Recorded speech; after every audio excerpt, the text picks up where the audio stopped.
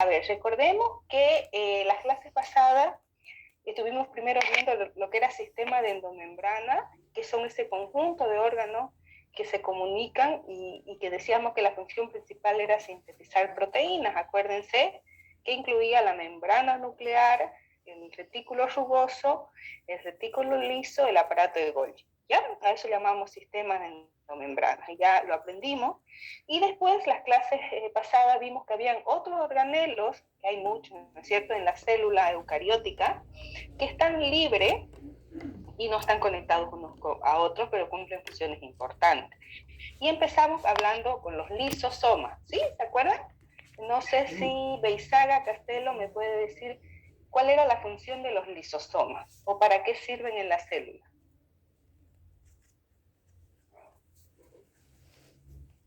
¿Está Beizaga? Sí, dice, los lisosomas son los que... Y dime, desactivaste tu audio, Beizaga. No ha podido pasar algo con Beizaga desactivado. A ver, podemos continuar con Jacqueline Chacón. Jacqueline. Tenemos que estar atentos a las clases, ¿ya? Para que hacemos preguntas. A ver, Carla Yamile García.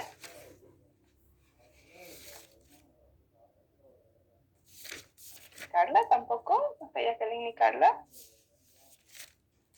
A ver, Rebeca. Rebeca Parradino. Buen día. Buen día. Los lisosomas son los encargados de sintetizar proteínas o las moléculas que se encuentran demás de la célula.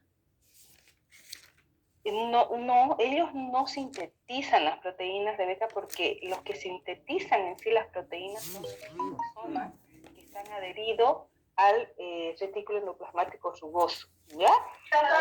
Ahí se sintetizan las proteínas y bajan. Es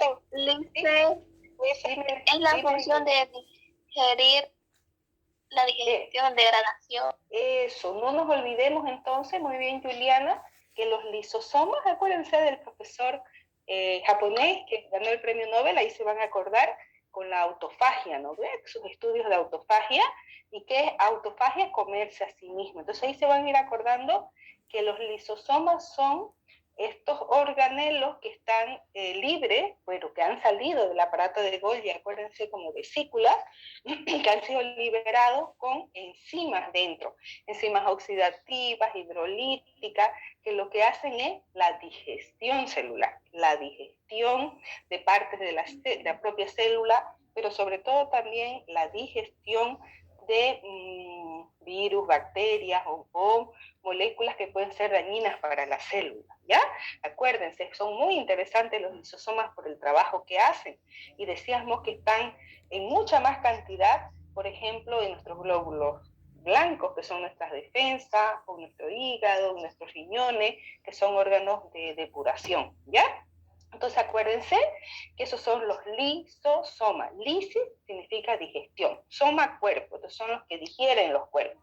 Y acuérdense también que habían dos tipos de lisosomas especializados, que unos son los peroxisomas, que degradan el peróxido de oxígeno, que es el agua oxigenada, y los otros son los glioxisomas, que degradan sobre todo triglicéridos, y esos están presentes solamente en células vegetales, ¿ya?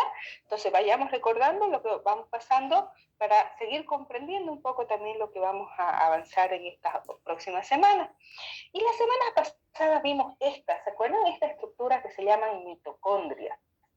Y esas sí que son famosas, casi ustedes la han tenido que escuchar muchísimo ya cuando se estudia biología en los colegios y se estudia la célula, ¿no? Todos los años venimos estudiando las células, los organelos, yo digo desde que estamos en primero básico, creo que estudiamos la célula hasta que salimos en colegio.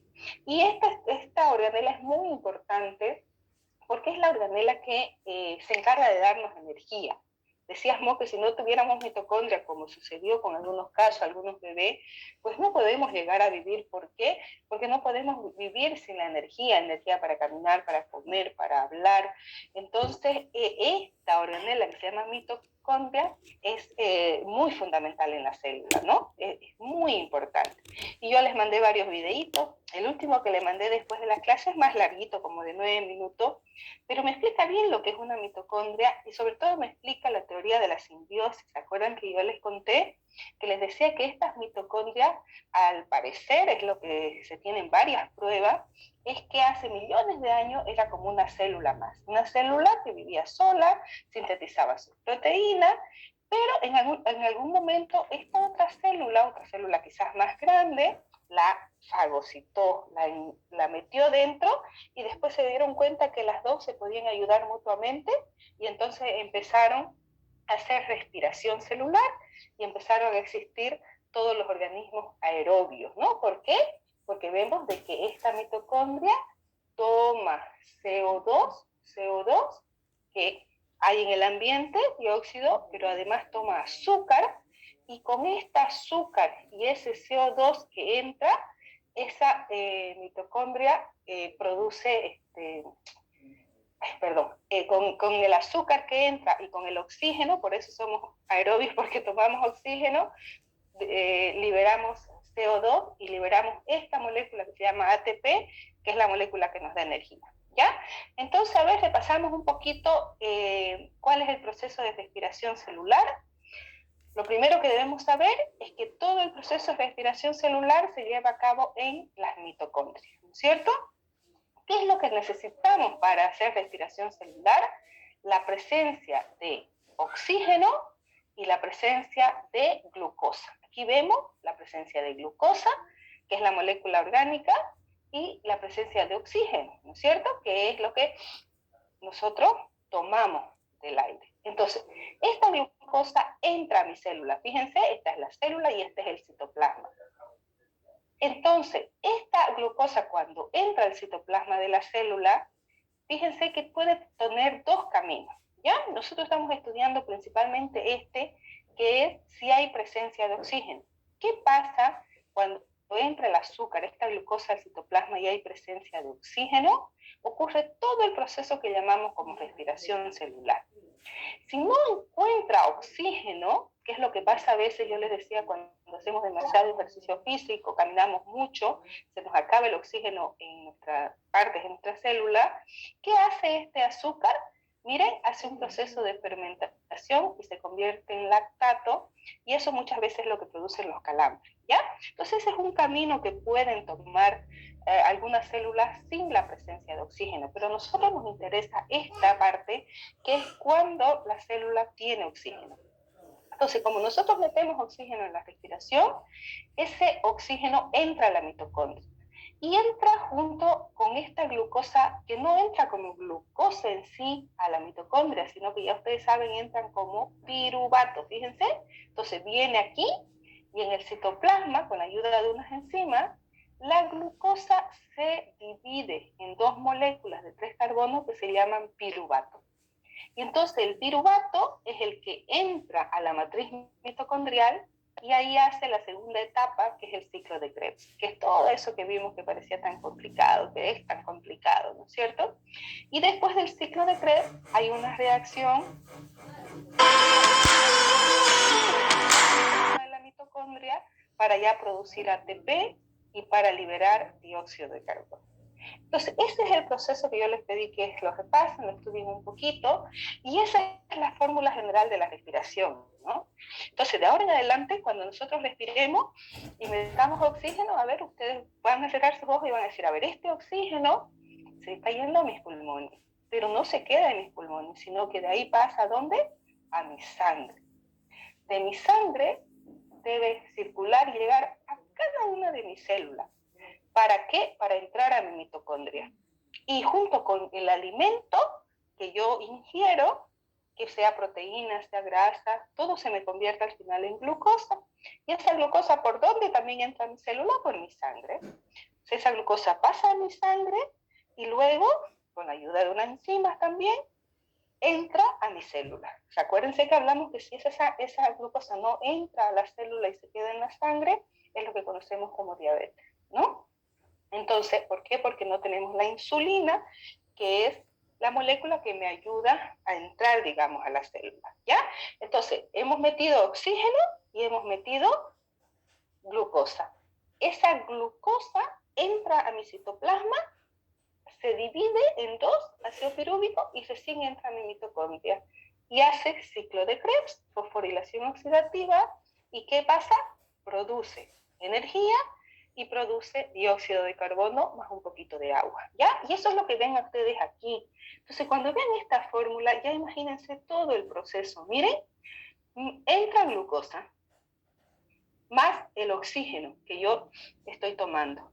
Una molécula de glucosa más 6 moléculas de oxígeno me libera. Al final de esas 3 fases, de glucólisis, de ciclo de Krebs, de fosforilación oxidativa. Al final de esas 3 fases, ¿qué se produce? 6 moléculas de dióxido de carbono, que es liberado cuando yo exhalo, 6 moléculas de agua y 36 moléculas de ATP, de energía, ¿ya? Entonces ahora veamos así la respiración celular, como la estudiamos la clase pasada. Y hoy día vamos a estudiar esto, miren, que anótense esta formulita que creo que ya se la anotaron la semana pasada, yo les dije, y ahora anótense esta fórmula, que es la fórmula de la fotosíntesis. ¿Se acuerdan qué era lo que se liberaba con la respiración celular? CO2, agua y la energía que utilizamos. ¿Qué es lo que toman las plantas? Miren, para hacer fotosíntesis. A ver, aquí está CO2, agua. ¿Qué toman las plantas? CO2, agua. Con la energía solar, con esa molécula que se llama clorofila, que está en los cloroplastos, convierte este dióxido de carbono y este agua, con la ayuda de la energía solar, en glucosa y oxígeno. ¿Y qué es lo que tomamos? Volvemos a ver, ¿qué es lo que tomamos nosotros? Miren, glucosa y oxígeno. Entonces, es impresionante la relación que nosotros tenemos con los vegetales, ¿sí o no? ¿Por qué? Porque las plantas toman lo que nosotros desechamos y convierten en lo que nosotros tomamos, glucosa y oxígeno. ¿Se dan cuenta? Entonces, por eso es, jóvenes, importante estudiar la fotosíntesis. Por eso es importante mantener los ecosistemas. Por eso es importante tener vegetación en las ciudades. Es importante por miles de cosas más de las que estamos viendo aquí, pero si tan solo tomáramos en cuenta una, que es esta, es decir, yo estoy vivo porque tomo el oxígeno que producen las plantas y consumo la glucosa que ellos producen. Si no, no estaríamos vivos aquí, porque no tendríamos esto para poder vivir, ¿se dan cuenta? Y eso es lo que quiero que estudiemos ahora, ¿ya? No lo vamos a estudiar igual a profundidad, ni vamos a deshacer el proceso de fotosíntesis, ¿sí? Pero vamos a entender cómo sucede esto. Así como la semana pasada entendimos que la respiración celular se lleva a cabo en cada una de las células, hoy vamos a entender cómo es esa, un poco hasta parecería magia, de que el sol es capaz de producir azúcar. Claro, tiene que tener una materia prima, tiene que tener una fuente para producir ese azúcar. Y ya vamos a ver que nuestra materia prima para producir el azúcar y para liberar el oxígeno que liberan todas las plantas es el CO2 que nosotros estamos liberando y es el agua que hay en nuestro planeta, ¿ya?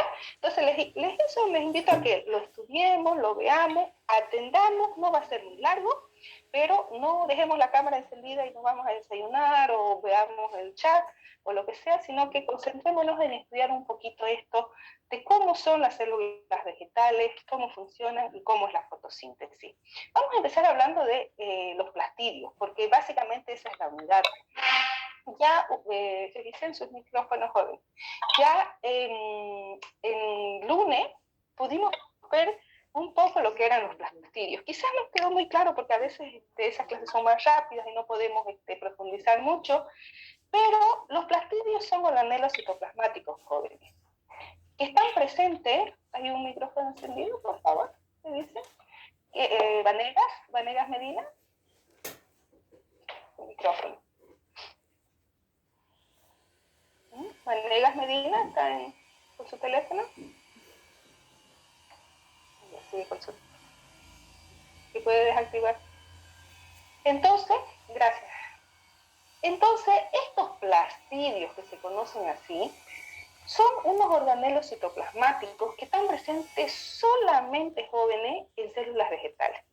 No existen plastidios ni en hongos, ni en algas, ni nosotros no tenemos plastidios, porque si no sería muy diferente. Y cumplen diferentes funciones según el tipo de plastidio.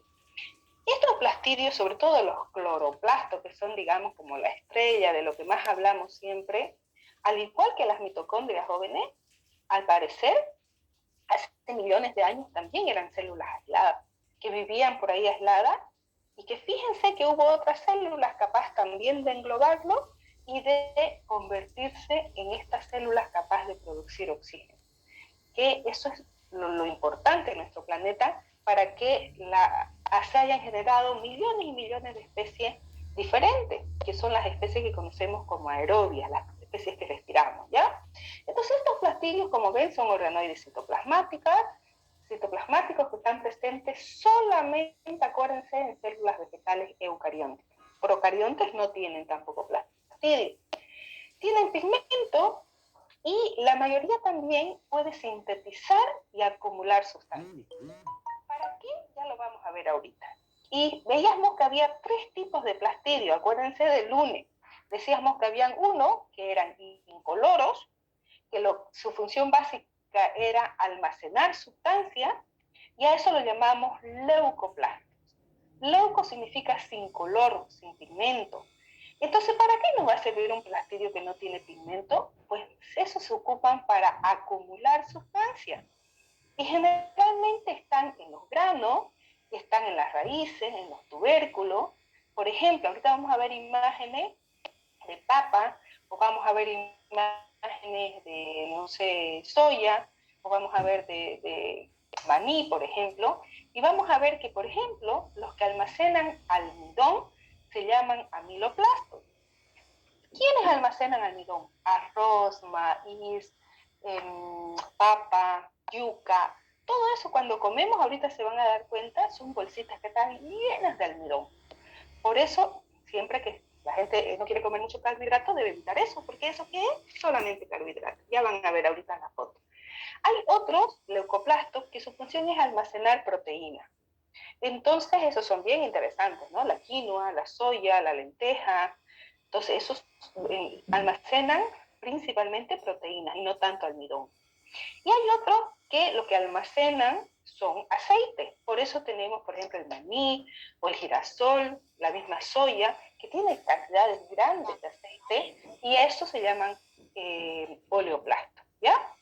Entonces, acuérdense que los leucoplastos, su función es almacenar sustancias, y dependiendo qué almacenen, les vamos a llamar de esta forma. Hay otros que lo que hacen es que almacenan pigmentos, joven. A ver, nunca se pusieron a pensar por qué la flor del tajibo ahora, que está en flor tan hermoso en la mayoría de los lugares, es rosada. ¿Por qué mi berenjena es morada? ¿O por qué mis flores son amarillas? Y la cantidad impresionante de colores que encontramos en la naturaleza, en las plantas, en las frutas, en las verduras, ¿no es cierto?, en las hortalizas. Quizás nunca y muy poca gente debe pensar, ¿por qué el tomate es rojo? ¿Por qué la zanahoria es naranja? Y es porque tiene dentro unas bolsitas que se llaman cromoplastos. Y quizás para que vamos entendiendo mejor, no lo puse en presentación, lo voy a poner ahorita. Para que vamos entendiendo mejor, los podemos hasta ir viendo, ¿no? Miren, estos son los cromoplastos. Todas estas bolsitas que ustedes ven aquí se ve bien clarito, miren, esta es la célula, y dentro están estos que se llaman cromoplastos. Están llenos de pigmentos de colores. Entonces, si el color es rojo, vamos a tener como un tomate, se llama licopeno. O en el caso de la zanahoria, en lugar de tener licopeno, tiene carotenoides, por eso son naranjas. Hay ficoeritrinas que están en los colores azulados, por ejemplo. Ya entonces hay muchísimos pigmentos que hacen que las frutas, las flores, los vegetales sean de colores. Y se llama cromoplasto, cromocolor. ¿Qué pasaba con los leucoplastos? Fíjense, aquí yo les muestro, por ejemplo, estas son algunas imágenes también que nosotros tomábamos. Bueno, esto lo he tomado del internet porque se ve bien clarito. A ver, ¿qué pasa con la papa? Cuando ustedes rayan una papa y miran al microscopio, o una yuca, o un arroz, cuando trituran un arroz, o un maíz, por ejemplo, lo que ven son estas células. Miren, ahí está la célula clarita. Y dentro de la célula que hay, estas bolsitas. Y esas bolsitas que son los leucoplastos. Que aquí no las vemos las células porque cuando trituramos rompemos las membranas y se liberan y los vemos así. Entonces esto que se ven como ojitos de locos, ¿no ve? Que a veces dibujamos y le pasan circulito a los ojitos para decir que está loquito. Bueno, así se ven, fíjense, en el microscopio. Y esos son amiloplastos. Los proteinoplastos tienen sobre todo una hendidura en el medio, entonces uno los puede reconocer por la forma, la característica al microscopio. Y los holoplastos, pues lo que se ven es como aceite, son como gotitas de aceite, creo que no les puse por aquí, pero lo vemos, lo vimos el lunes, y yo les pasé a sus auxiliares alguna foto. Entonces, estos son los leucoplastos, ¿se dan cuenta? Por eso decíamos, fíjense que están los incoloros que almacenan, los cromos que me dan color, y después están los famosos cloroplastos, que tienen un pigmento especial que se llama clorofila. Y es especial ¿por qué? Porque este es el pigmento que ayuda a que se produzca la fotosíntesis. Estos otros no hacen fotosíntesis, la xantófila, los carotenos, los licopenos, no hacen fotosíntesis, no tienen esa capacidad, solo nos dan color.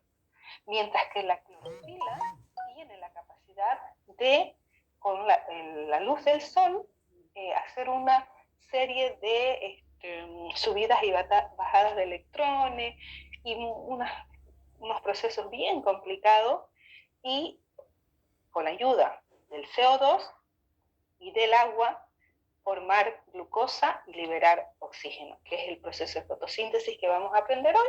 Entonces, como ven, se cree que inicialmente existió un proplasto, que era una célula que dijimos que vivía aislada, y estos proplastos fueron evolucionando, dieron un etioplasto, y probablemente de esto surgieron lo que hoy conocemos como cromoplastos, que me dan color, los cloroplastos que hacen la fotosíntesis y los leucoplastos. Y según lo que almacenan los leucoplastos, ya vimos que se pueden llamar amiloplastos, oleoplastos, proteinoplastos, y estos estatolitos que están aquí, que no lo vemos mucho nosotros, porque es más difícil de verlo, están como teniendo sales, diferentes tipos de sales, ¿ya? Acá sí es más difícil verlo, por eso no lo tomamos en cuenta en los laboratorios. Entonces eso es lo que pasamos el día lunes. Es decir, los plastidios, que son organelos citoplasmáticos, presentes solo en células vegetales, en células eucarióticas vegetales, y reciben diferentes nombres según la función que hay. Y esos son los cloroplastos, ¿no? Los cloroplastos son muy fáciles de ver al microscopio. Si tuviéramos en el laboratorio, cualquier hoja que hayamos hecho un corte, le hayamos puesto una gotita de agua en el porta, le poníamos cubre y observábamos, con 40, por ejemplo, de aumento, o sea, 400 veces de aumento, ya podíamos ver estas células, ¿ven? Que son células alargadas y tiene muchísimos cloroplastos dentro. Si nos damos un poquito más, los podríamos ver de esta forma. Y los cloroplastos están presentes principalmente en las hojas. Por eso es el color verde, ¿ya? Los tallos, las raíces no tienen cloroplasto porque su función es diferente. En la planta también tiene células que se especializan para cumplir funciones. La función de la raíz es absorber agua, nutrientes, del tallo es dar soporte, por eso son más duras, fíjense, tienen paredes más gruesas, paredes celulares más gruesas. Por ahí hay el xilema, floema, que es el que hace intercambio de agua, de savia, y las hojas, su función principal es hacer la fotosíntesis, por eso están presentes muchos cloroplastos. No quiere decir que no existan cloroplastos en tallo o en raíces, y eso lo vemos, y fue una pregunta de una compañera en los laboratorios, ¿qué pasa si dejamos expuestas raíces, por ejemplo, a la luz solar?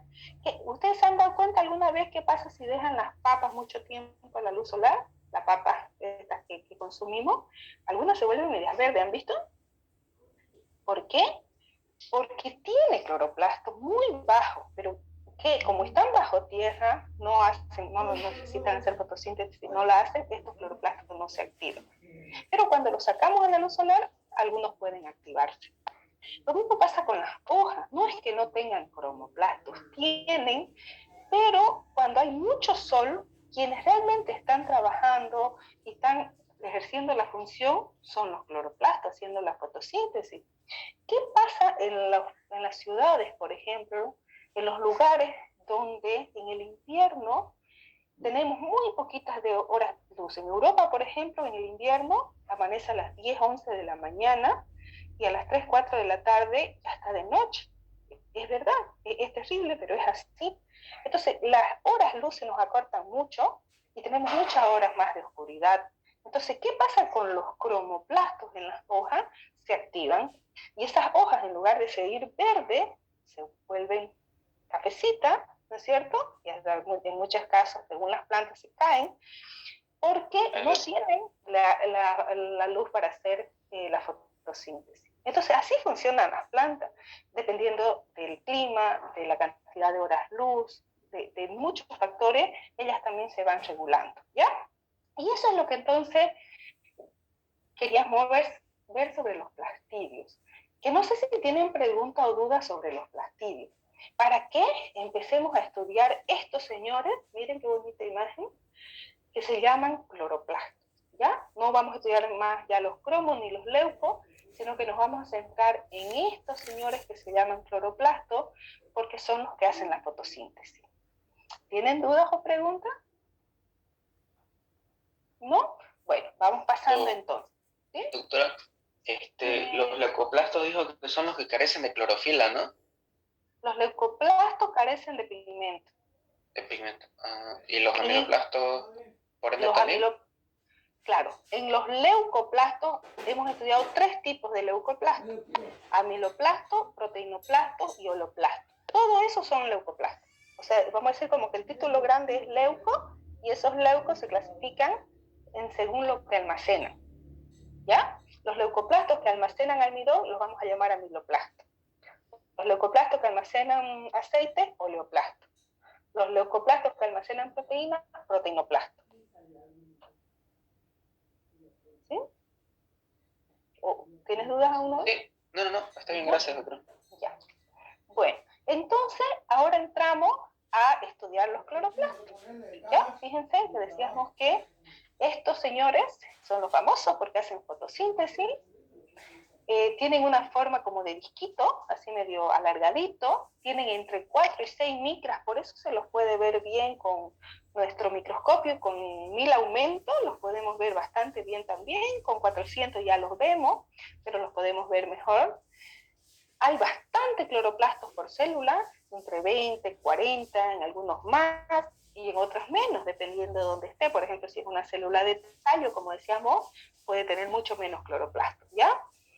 Y el número y el tamaño de cloroplasto es controlado genéticamente, pero también por la acción de la luz, ¿no? Es muy interesante los cloroplastos porque se multiplican por división binaria, se multiplican como las bacterias. Y por eso es que ya les vamos a ver al final que creemos de que los cloroplastos antes eran como unas células aisladas, ¿no? Como parecían unas bacterias que después se metió, vamos a decir así, dentro de esta célula y que se produjeron las células aerobias que conocemos en la actualidad. Por la fotosíntesis dijimos que producen oxígeno y energía química. La energía química es el azúcar, ¿ya? Entonces, esa es la función principal, que es la producción de oxígeno y glucosa. Y eso es un cloroplasto. Así como tuvimos que estudiar bien la mitocondria, ¿se acuerdan que decíamos que tiene doble membrana, que la membrana interna se invagina y forma las crestas mitocondriales, ¿no es cierto? Que está la matriz mitocondrial. ¿Para qué? Para entender dónde ocurre cada uno de los procesos de respiración celular. Igual, por favor, les voy a pedir que dibujen un cloroplasto y que pongan todas sus partecitas para entender bien. Una de sus compañeras me preguntaba qué son los tilacoides el otro día, ¿no? Y aquí está, ¿ven? Los tilacoides son partes de los cloroplastos. Tenemos esta organela citoplasmática, que solo está en células vegetales, tiene igual una membrana externa, fíjense, tiene una membrana interna, tiene un espacio intermembranal, que es entre ambas membranas. Dentro tiene otro espacio donde están, vamos a decir así, flotando todos estos otros componentes, que se llama estroma. El estroma es aquí como nuestra matriz mitocondrial, o como nuestro citoplasma de la célula, ya entendámoslo así. Entonces tiene el estroma, y suspendidos en el estroma tiene muchas enzimas, y tiene además un ADN. Así como la mitocondria tenía ADN, ¿se acuerdan? También los cloroplastos tienen ADN. Por eso es que también se suponen que antes eran células aisladas. Y tiene esto, que son como unos disquitos, tienen formas de discos, que se llaman tilacoides. Y al conjunto de tilacoides, es decir, a varios tilacoides juntos, se los conoce como grana. ¿Ya? Entonces, por lo menos eso tenemos que entender bien claro de cómo es el cloroplasto. Membrana externa, membrana interna, espacio intermembranal, el estroma, y después están los tilacoides y los granas. Necesitamos saber, porque después vamos a decir, tal reacción ocurre en el estroma, tal reacción ocurre en los tilacoides. Entonces, por eso es que quiero que no se olviden de dibujar, de poner todas las partes, ¿ya? Y esto es lo que yo les comentaba ahorita. Fíjense que tenemos una envoltura doble, ¿ya? Y son membranas biológicas del modelo de mosaico fluido, como las conocemos. Tienen un color amarillo, generalmente por la presencia de carotenoides, que nosotros lo vemos, ¿no es cierto?, a veces un poco más verde, pero eso es porque dentro del estroma tienen la clorofila, ¿ya? En el estroma, que es el, digamos, como el líquido, vamos a decir así, con la parte donde está suspendido lo demás, contiene el ADN, ¿ven? Entonces, es muy raro porque los lisosomas no tienen, los retículos no tienen, aparato Golgi no tiene, pero los que tienen ADN es la mitocondria, que está presente en todas las células eucarióticas. Acuérdense que también los vegetales tienen mitocondrias porque hacen respiración, y los plastidios, y principalmente, los cloroplastos, que los cloroplastos sí tienen una porción de ADN y también tienen ribosomas, y sintetizan más o menos el 10% de sus proteínas, al igual que las mitocondrias, ¿ya? Además dijimos que en el estroma hay enzimas, hay varios otros productos, ¿no? Y después están los tilacoides, que como dijimos son como disquitos, como pilas que están formando en conjunto lo que llamamos grana, ¿no? Entonces estos tilacoides contienen un 50% de proteína, y contienen enzimas, y contienen la clorofila, que es importante para la producción del azúcar y para el proceso de fotosíntesis, ¿ya? Entonces esas son las partes. Ahí yo les he puesto más imágenes para que ustedes puedan ver. Fíjense, están todas las partes, las doble membranas, el estroma, están los tilacoides, están los granas, ¿ya? Por eso es muy importante, y estas son microfotografías para que también ustedes puedan ver cómo es un cloroplasto. Lo que estamos viendo es un cloroplasto, ¿no? Y bueno,